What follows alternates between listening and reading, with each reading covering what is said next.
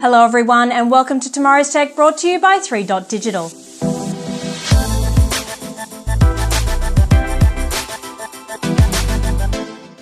Our goal is to help entrepreneurs and industry leaders successfully develop and commercialise their technology innovations. In case you missed it, on the 4th of June, Australian Prime Minister Scott Morrison and Indian Prime Minister Narendra Modi formed a strategic partnership enabling purposeful collaboration. Here to provide deep insights to the hard questions about why technology entrepreneurs should care about this partnership is Australian India Business Council Vice President for Queensland, Nishant Kedia. Welcome to Tomorrow's Tech, Nishant. Thank you, Sam, for having me here. Nishant, why should tech entrepreneurs care about this strategic partnership that's been formed between Australia and India? Sam, I wanted to answer this question by highlighting the size and scale of what we're dealing with here. If we look at the current market size from technology consumer perspective, we've got Australia with over 22 million users, USA with over 288 million plus, and India with 500 million plus and growing to 850 million in the next 10 years. That's a huge market size. Absolutely. Now if we look at the relationship part of things, Australia-India relationship has been in place for past few decades in certain sectors like resources and education, and has been delivering business outcome.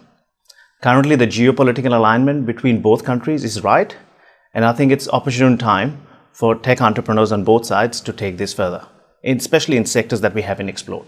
And what are the focus sectors for this specific partnership agreement?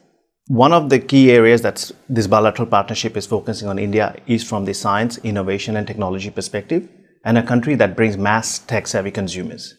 On the other hand, Australia, still amongst developed nations, provides a lower cost base for innovation and technical skill set. It also provides good governance and a strong compliance layer. Absolutely. This really makes it a compelling partnership for tech entrepreneurs on both sides to come together. From what angles can entrepreneurs based here in Australia look to engage India when it comes to science, innovation and technology?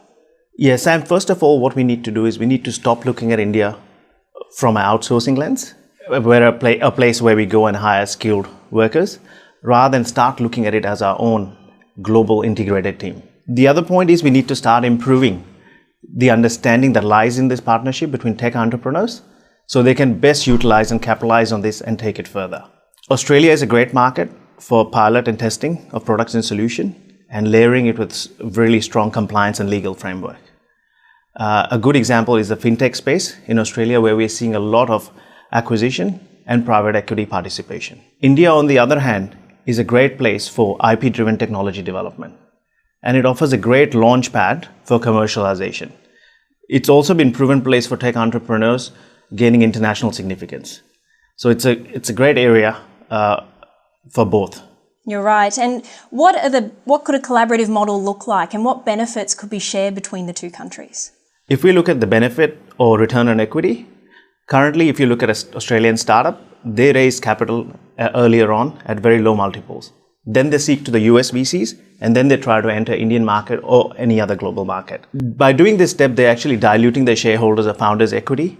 So why not work together with India and enjoy higher multiples at the end of it? In effect, new business model will evolve, which will allow lower cost of innovation for tech entrepreneurs on both sides. This will also allow cross-continent knowledge transfer to happen, development and leveraging of joint IP, which can then be used to target a common pool of investors and a common pool of tech consumers. Overall, I see this partnership as a win-win for both parties, and we need to capitalize on this and take it to the global level. You're absolutely right. So what steps should our stakeholders in our startup ecosystems and innovation hubs take to facilitate strong connections between Australia and India? Both India and Australia are complementary economies with really strong foundation. Growing India needs more of what Australia has to offer when it comes to clean tech, agri-tech, and water management capability. The recent bilateral partnership also focuses on defense science and technology and cybersecurity, which is quite high on the agenda. Now that a structured framework and infrastructure is in place between Prime Minister Modi and Prime Minister Scott Morrison, makes this an opportune time to take this initiative further.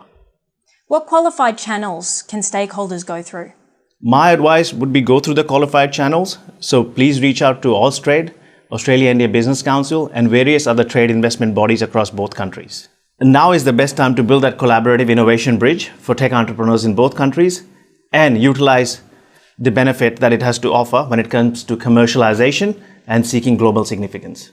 Nishant, you've really broken down what this strategic partnership means and why tech entrepreneurs and innovators should care. So thank you very much. Thank you, my pleasure. And thank you for our viewers for tuning in each and every week. Share this episode with entrepreneurs in your network looking to accelerate their international growth. If you would like to reach out to Nishant or the Tomorrow's Tech team directly, subscribe to our Tomorrow's Tech YouTube channel and follow us across LinkedIn, Facebook and Instagram. Thank you and see you next time on Tomorrow's Tech.